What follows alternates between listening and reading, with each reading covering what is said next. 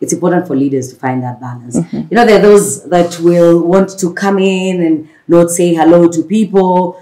They will not hang out with the rest of the staff when there's a party because my position is this. So how am I going to be seen at the staff party enjoying with everyone else? It's good as well. It's also associating. That's also getting to know your people besides the work. Again, you can't lead people you don't know well. Definitely you cannot. And the only way to know them is to interact with them. Yes, that's true. Yeah. You cannot detach yourself and yet lead successfully. Yeah? So we have all these people watching us. We've got the young, the old, those that have just embarked on their journey and those that are way, way into their journey. I need a little bit of your story. How you got into your current job. We might not necessarily mention who they are, and you know, but just take us through those steps. Because from your story, I would love a piece of advice for someone who has been watching you and they want to follow your footsteps. Maybe just describe a little bit of that journey. Well, my journey has always been an interesting one. I always bring up the story of doing internship for 1 year without being paid or doing anything. I always tell people it was quite bold. I'm telling you, people do that. Personally, I don't like being idle. So I feel like, why would I sit home when I can gain skills or experience at some point? So I could not imagine myself wanting to sit home and then wait for something to come and find me. Like I said, if I grew up seeing my dad being hardworking, then that means there's something I've always been chasing. So if I wanted to be where I want to be, then you also needed to go out and chase. Definitely. So I needed to chase. I mean, I did interviews and everything, but nothing was coming out. So I was like, it's okay. Since I'm doing internship, and this internship was really, really helping me to grow. I mean, I was executing as if I was being paid. Because a funny story is, when I joined that organization, after 3 months, the lady who was in charge went on maternity leave. So it's like the director in charge, since I was a personal assistant or administrative assistant, I had no choice but to execute. He was really, really helping me, making me work as if I'm being paid. So it helped me gain the experience. Not even once did you feel like they're not paying me, so I should slow down. I should reduce my... That one, if I say I didn't feel like that, that would definitely be a lie. I will also become like motivational speakers. No. The moments where I woke up and I was like, why would I really continue doing this thing? But I have my sisters, I have, you know, my other family members, in-laws, who really like, people who keep on inspiring you, like friends who push you and they're like, no, don't give up yet. I mean, you never know. So they give you all examples of keep, you know, you never know, there's an opportunity coming, keep pushing. So I kept on working hard until the year lapsed. Until the year lapsed, and I was like, all right. Then I got an opportunity. In the same place? No, somewhere else. Okay. So I reached a point and I was like, I am done. Yeah. So, but of course you didn't leave empty-handed. You were fully, experienced. Yes. You had gained experience in spite of you not being paid by money, cash. Yes. You had gained a lot from that. I had gained a lot of experience, and I know my CV, when I was working on it, when I was asked to submit your CV to, there was a company that was coming in, a global company was coming in Rwanda. So I was as well called in to become the personal assistant, but the experience I put on the CV, everything that I got there was from your previous job. The one that sometimes we look at and you're like, they're not paying me. But for me, I looked at it as personal growth. And then it helped me. So from there, I worked for this other organization. Then I applied somewhere else and I ended up in this organization that I'm in. I've been there for like 3 years, I think. And even there, today, you're not in the same position. No, I'm not dead. Yeah. God did it. I don't feel like saying it's, of course, hard work and everything. It's by God's grace. But still, it's God's grace, but still hard work has to come in. No doubt. Still, your attitude matters. The way you take yourself, what you want to achieve in life also helps you, because if a leader, your pastor, your boss who is leading you is going to rebuke you or tell you, this is not right. I know young people, we have a problem. Sometimes when people give us that harsh feedback, we take it personal. You're like, did she or he have to involve everything? I mean, you're like, you should have said this. You call your friends and you're like, can you imagine this? Everything. But honestly speaking, personally, when I meet such challenges, I sit down and pick the beauty about it. Wow. I look at the positivity of this. When you're assuring me of something that I've not done, where is my focus? Do I look at it in terms of, she's right? I mean, yeah, actually, I should have thought about that. Or for me, I'm just there saying, look at how she has... Because if you want to be nurtured to be who you are, or you become someone better, unfortunately, strictness sometimes has to come in. And if you're lucky to have people in your life who give you the right feedback, then it will help you to grow. Because if Jackie, I tell you every day, excellent, you're perfect, Jackie will never grow. No. You will always think, I made it in life. I mean, I'm so good at my workplace. I'm the best. But one day they wake up and tell you, you have to work on your communication skills. You're very terrible. You didn't... Or you leave that organization and join another one, and the excellent, the other side, is mediocrity, this other side. Exactly. Yeah. So you always have to find something that you need to pick. It's not all about, I mean, they like you, they appreciate you. So to me, where I am today is because of all that. Sometimes you're lucky to have your bosses who will always push you to become better. So me, where I am today, yes, it's God's grace, but there's effort needed. There's you, because your boss doesn't execute for you. They will give you work to do. They will be monitoring you. They'll be looking at you and say, this is a great talent. This one, we can have them or not. This one, if you had the way God, they should get out of the organization. Oh, God, help us. Will they find a way of... So you don't need to be in that kind of... You need to always be on top of your game, as well as having someone who is helping you. I remember when I was starting off my radio career, and I had this co-host. I have a feeling he's watching. I was in the middle of a statement, and the guy walked in, because I was still new on the show, trying to find my way around. He came in, switched off the microphone. All right. In the middle of me presenting what I thought was like my best shot. This guy had no patience with me. He had, he knew what he wanted good radio to sound like. But also, I was a new member on his show. He was saying, he didn't wait for the end of the show. He came and switched it off. And much as I was angry, because I remember the next few minutes of the show, I was really, really livid.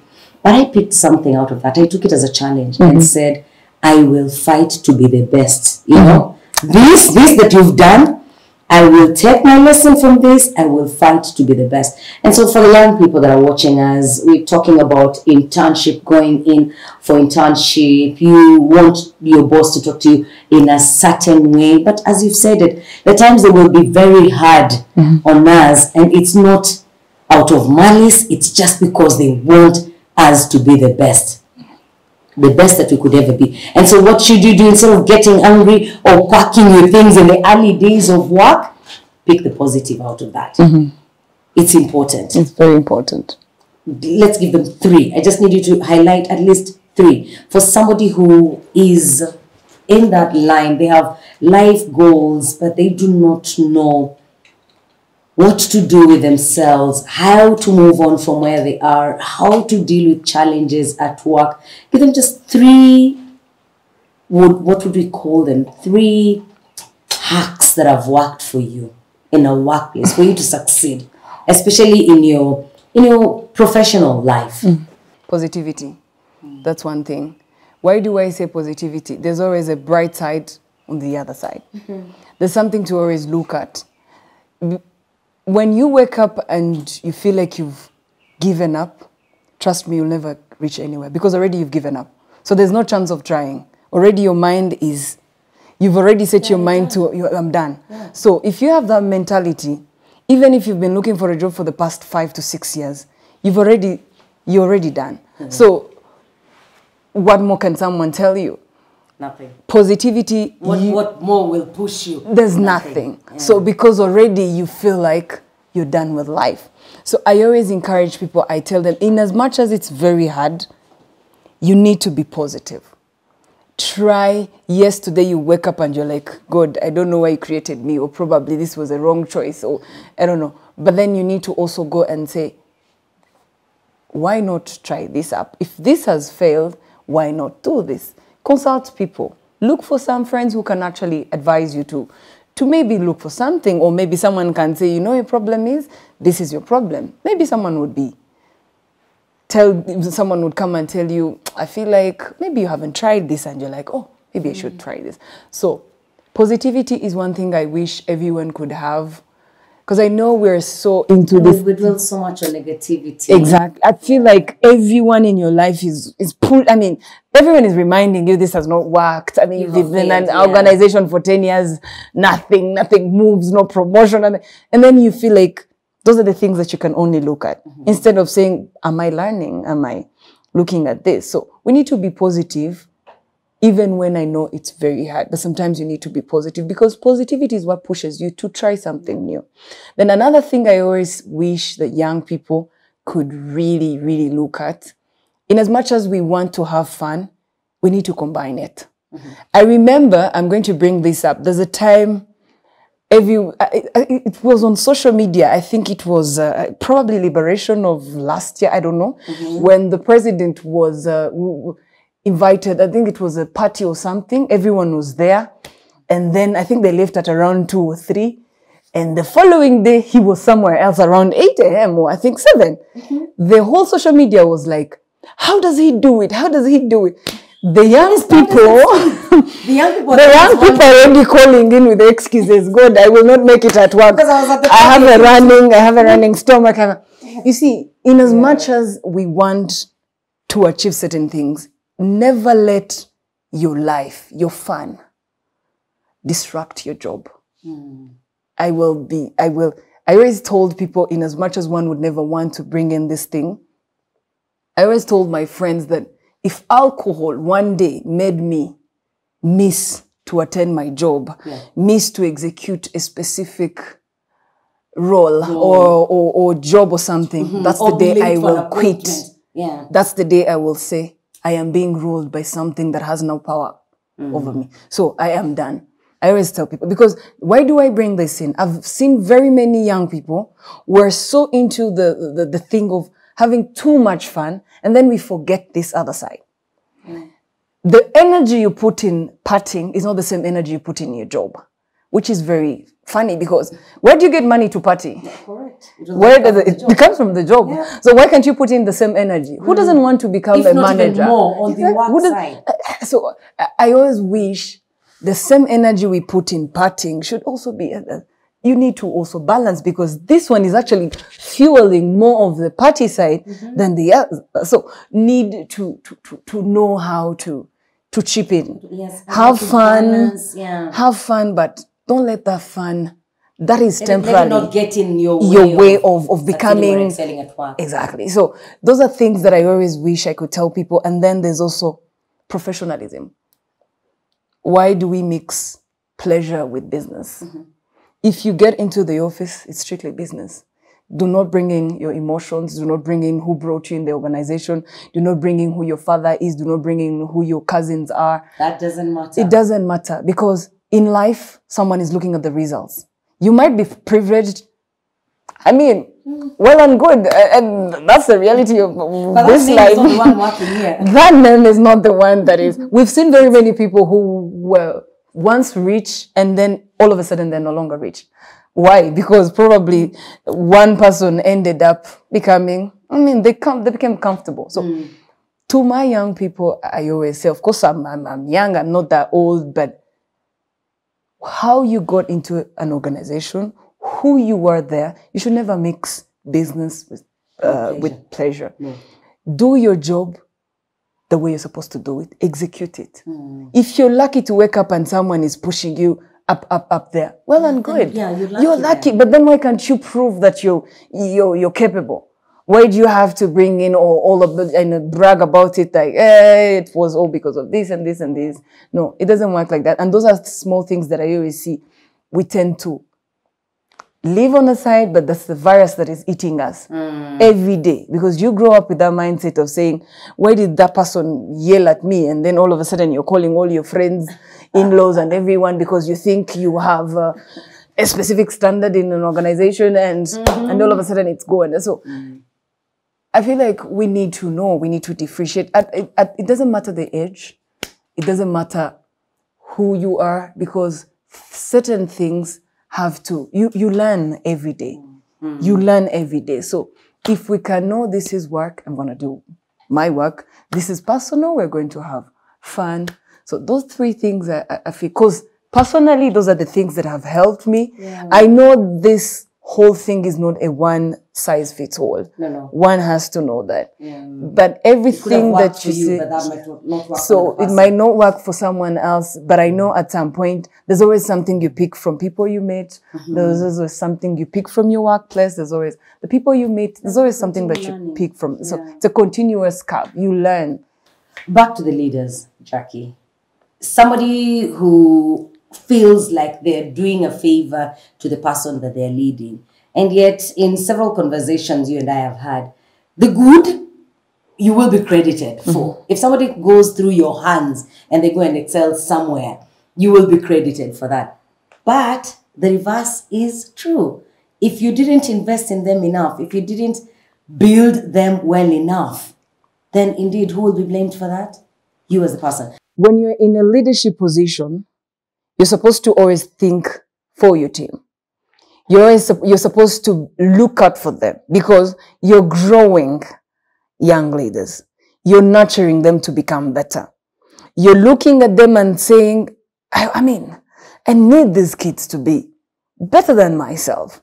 So one thing I always ask, when you don't grow these people, they leave this organization, they leave this team, they go work elsewhere, you push them, or probably you did not do anything about it. For you, you're very comfortable because you're looking at yourself. You're like, I'm the top boss. I've made it in life. I don't care about them.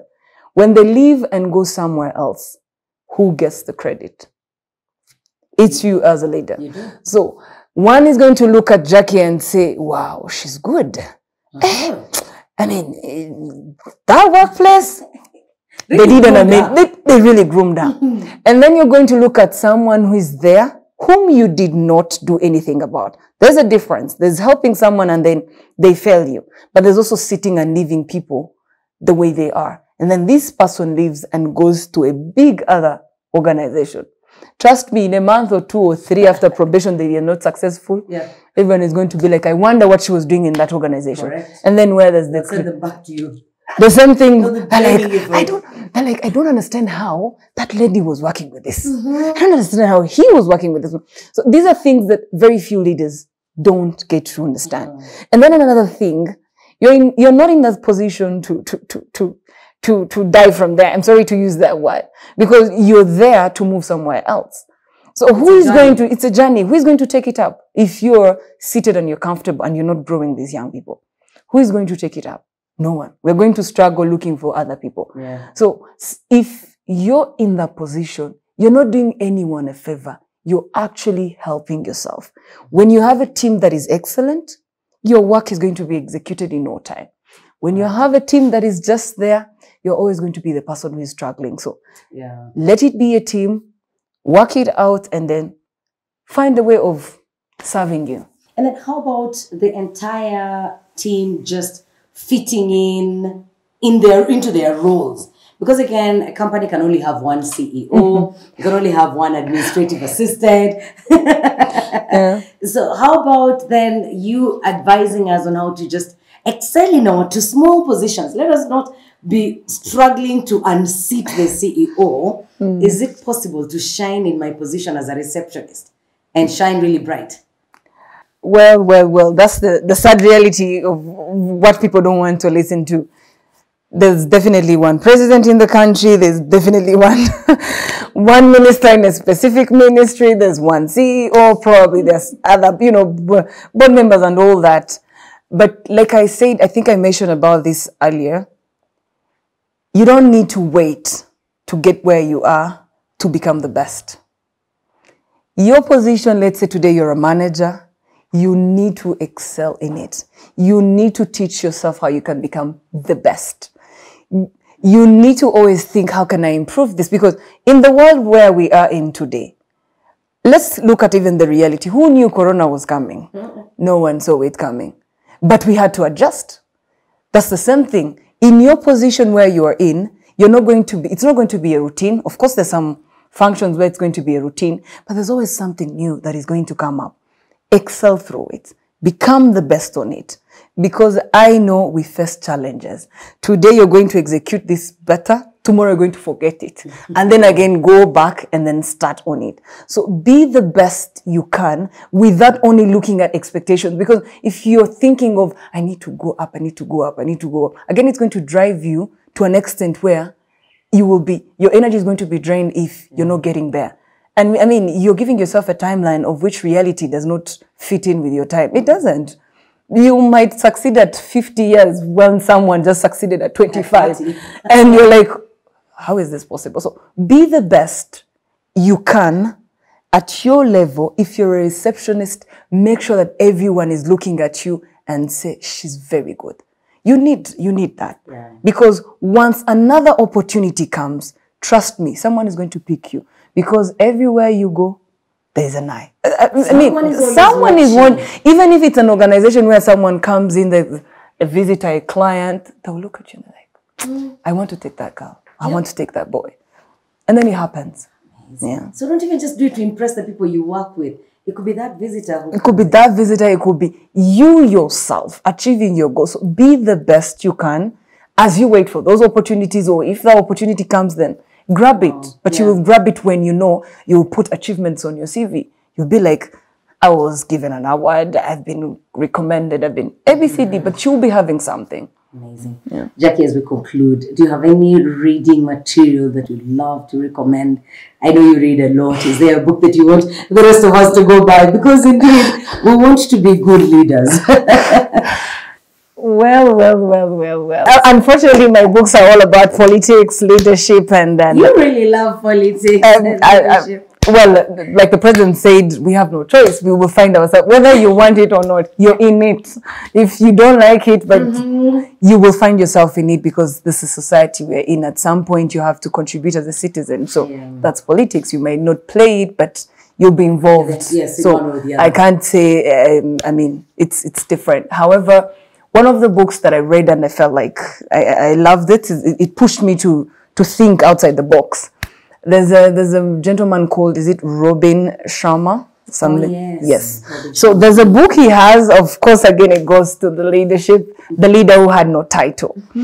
So it takes you through his journey on how he became better after thinking like he was not. Because for him, he felt like someone was always going to do something for him, but then he had to wake up because someone came and pushed him, reminded him that in whatever you do, you need to become your best. You do not have to wait for manager, CEO. Don't wait for a title. Because once you're there, you're already, the demands are high. So you can't be groomed when you're in a position.